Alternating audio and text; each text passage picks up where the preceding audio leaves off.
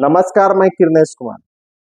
प्रधानमंत्री नरेंद्र मोदी देश में 400 पार का नारा तो दे रहे हैं, लेकिन बिहार से पूरी तरह डरे हुए हैं।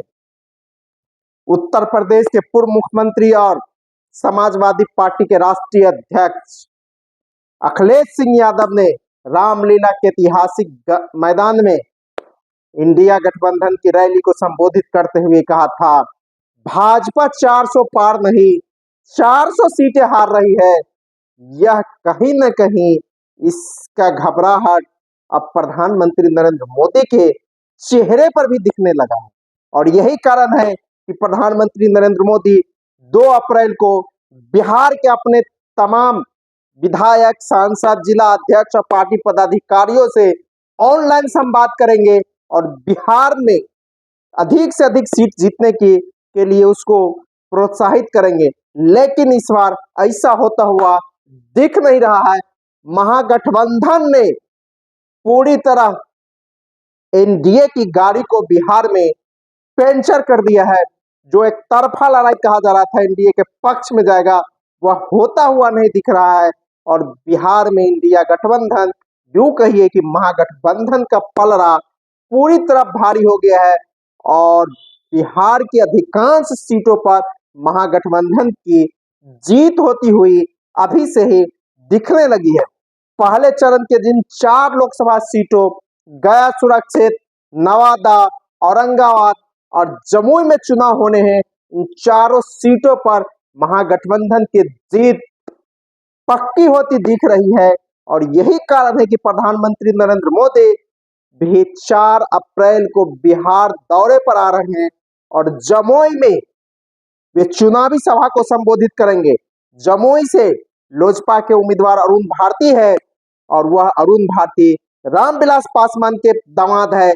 प्रधानमंत्री नरेंद्र मोदी जिस परिवारवाद के खिलाफ हमला करते थे और करते हैं, लालू प्रसाद यादव या दूसरे पर परिवारवाद का आरोप लगाते हैं, उसी परिवार के एक उम्मीदवार उसके पार्टी के समर्थन से अरुण भारती और रामविलास पासवान के दामाद है। तो परिवारवाद के किसी एक परिवार को ही जिताने के लिए अपनी पहली चुनावी रैली जमुई में संबोधित करेंगे। वहीं बिहार में महागठबंधन के नेता और बिहार विधान सभा में प्रतिपक्ष के नेता तेजस्वी प्रसाद यादव 3 अप्रैल को 18वीं लोकसभा चुनाव के अभियान की शुरुआत करेंगे। वह अभियान की शुरुआत सीमांचल से करने जा रहे हैं, पूर्णिया से करने जा रहे हैं। पूर्णिया में राजद उम्मीदवार बीमा भारती का नामांकन 3 अप्रैल को होना है और इस मौके पर एक सभा आयोजित की गई है। इस सभा को तेजस्वी प्रसाद यादव संबोधित करेंगे। इसी के मद्देनजर हाल ही में अपनी पार्टी जाप का कांग्रेस में विलय करने वाले पप्पू यादव ने भी नामांकन के तिथि में बदलाव किया है। पप्पू यादव जहां पहले 2 अप्रैल को नामांकन का तिथि तय किया था, अब उसे बढ़ाकर 4 अप्रैल कर दिया है। तो यूं कहा जाए कि तेजस्वी प्रसाद यादव भी अपने चुनाव अभियान की शुरुआत सीमांचल से करने जा रहे हैं, 3 अप्रैल को करेंगे। वहीं लालू प्रसाद यादव ने अपनी 2 पुत्री को 18वीं लोकसभा चुनाव में टिकट देने का फैसला लिया है। मीसा भारती को पाटलिपुत्रा से तो रोहिणी आचार्य को सारण सीट से। यह वही सारण सीट है जहां सबसे पहले लालू प्रसाद यादव 1977 का लोकसभा चुनाव जीते थे। उसी सारण सीट से 2004 में लालू प्रसाद अंतिम बार जीते थे और 2009 में भी जीते थे और उनकी सदस्यता समाप्त हो गई थी। 2014 में राबड़ी देवी पूर्व मुख्यमंत्री वहां से चुनाव लड़ी, लेकिन वह जीत नहीं पाई थी। तो 2014 से यहाँ से राजीव प्रताप रूडी 2 चुनाव जीते हैं। तो राजीव प्रताप रूडी को चुनौती देने के लिए इस बार रोहिणी आचार्य को लालू प्रसाद यादव ने मैदान में उतारा है। इसकी शुरुआत सोनपुर में एक मंदिर में पूजा अर्चना के साथ हुई। हालांकि लालू जी पहले इस तरह के आयोजन नहीं करते थे, लेकिन इस बार अपनी दोनों बेटी के साथ, पूरे पत्नी के साथ, परिवार के साथ पूजा अर्चना करने पहुंचे और बाबा हरिहर नाथ का मंदिर है, ऐतिहासिक मंदिर है, वहीं से उन्होंने सारण लोकसभा चुनाव प्रचार का अभियान की शुरुआत किया है। तो यूं कहा जाए जिस तरह से लालू प्रसाद यादव ने, तेजस्वी और महागठबंधन ने जिस तरह की तैयारी की है और जिस तरह के सूचनाएं मिल रही है, इससे प्रधानमंत्री नरेंद्र मोदी की बौखलाहट बढ़ना भी लाजमी है। और उसको सबसे बड़ी चुनौती मिल रही है जदयू और लोजपा के उम्मीदवारों के बारे में। जो रिपोर्ट प्रधानमंत्री को गई है वह काफी चौंकाने वाली है और प्रधानमंत्री नरेंद्र मोदी को सबसे ज्यादा मेहनत उन्हीं सीटों पर करना पड़ेगा। परिवारवाद पर हमला करते हैं, लेकिन 3-4 अप्रैल को जो आ रहे हैं वह रामविलास पासवान के दामाद अरुण भारती के पक्ष में चुनावी सभा को संबोधित करने आ रहे हैं। बिहार की 40 लोकसभा सीटों में से 17 पर भारतीय जनता पार्टी लड़ रही है, 16 सीटों पर जदयू लड़ रहा है, 5 लोजपा के खाते में गई है, 1 सीट हम के खाते में गई और 1 उपेंद्र कुशवाहा की पार्टी के खाते में गई। अगर 2019 की लोकसभा की चुनाव की बातें की जाए तो भारतीय जनता पार्टी 17 सीटों पर लड़ी थी, नीतीश कुमार की पार्टी जदयू 17 सीटों पर लड़ी थी और रामविलास पासवान की पार्टी लोजपा 6 सीटों पर लड़ी थी। और जीतन राम मांझी और उपेंद्र कुशवाहा उस समय राजद के साथ था, तो इस बार राजद से अलग होकर उपेंद्र कुशवाहा और जीतन राम मांझी एक एक ही सीट पर मान गए हैं और एनडीए के साथ चले गए हैं। तो वहीं इस बार राजद के साथ सीपीआई सीपीएम की दोस्ती हो गई, समझौता हो गया है। पिछले लोकसभा चुनाव में भाकपा माले और राजद के बीच समझौता था और कांग्रेस थी, 4 पार्टियां उधर थी, लेकिन कई सीटों पर भाकपा माले ने दोस्ताना संघर्ष भी किया था, वह जहानाबाद हो, सिवान हो।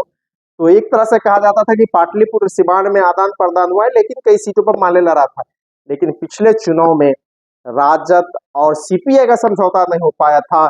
जिस कारण से नहीं हो पाया था वह तो जग जाहिर है, लेकिन इस बार भी जो कहा जा रहा था कन्हैया तो महाराजगंज सीट कांग्रेस ने ली थी, लेकिन अब लग रहा वहां भी पेच फंस गया है।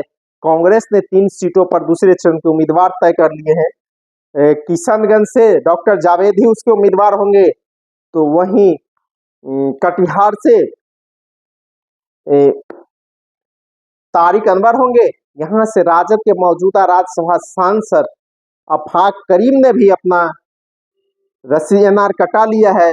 वही भागलपुर लोकसभा सीट के लिए कांग्रेस अध्यक्ष मल्लिकार्जुन खड़गे अधिकृत किए गए हैं।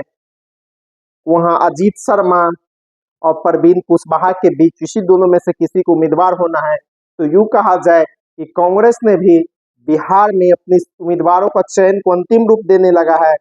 हालांकि कहा जाता है लालू प्रसाद यादव सीट छोड़ते हैं कांग्रेस के लिए तो उम्मीदवार भी देते हैं। यही इस बार भी देखने को मिल रहा है। जिस तरह की सूचनाएं मिल रही है, अगर परवीन कुशवाहा को टिकट भागलपुर से मिलता है तो वह कहीं न कहीं लालू यादव के कैंडिडेट होंगे।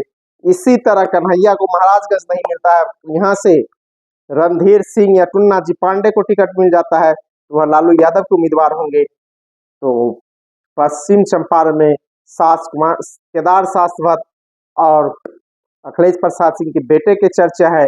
अगर विजेंद्र चौधरी को मुजफ्फरपुर मिल जाता है तो वह लालू के कैंडिडेट होंगे। मीरा कुमार के बेटे के बाद पटना साहिब से चल रही है। तो यूं कहा जाए कि लालू प्रसाद यादव सीट छोड़ते हैं तो उम्मीदवार भी उसको दे देते हैं। हालांकि कोई ऐसी पार्टी नहीं है जिसके पास 40 में 40 लोकसभा सीट पर उम्मीदवार उतारने की क्षमता हो, चाहे वह भाजपा हो, जदयू हो, राजद हो, कांग्रेस हो, किसी पार्टी के पास नहीं है। इस 17 सीट पर ही 40 सीट पर ही सभी पार्टियों ने इधर से न उधर से कई उम्मीदवार उधार और पैसा लिए हैं।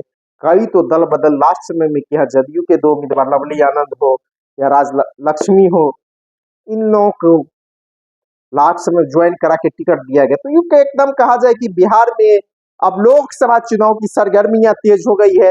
2 अप्रैल को जहां प्रधानमंत्री अपने कार्यकर्ताओं से मिलेंगे, संबोधित करेंगे, तो लालू प्रसाद यादव ने भी सारण से चुनाव प्रचार अभियान की शुरुआत कर दी है। तेजस्वी भी 3 मार्च को पूर्णिया से चुनावी अभियान की शुरुआत करेंगे। तो जिस तरह से तेजस्वी पूर्णिया जा रहे हैं उससे तय हो गया है कि पप्पू यादव का कांग्रेस से टिकट नहीं मिलेगा और कांग्रेस के कई नेताओं ने भी पप्पू यादव पर वार भी शुरू कर दिया है और कहा जा रहा है कि पप्पू यादव अब निर्दलीय लड़ेंगे। पूर्णिया से, और यहाँ से महागठबंधन की उम्मीदवार बीमा भारती ही होंगी। धन्यवाद। मैं कृष्णेश कुमार।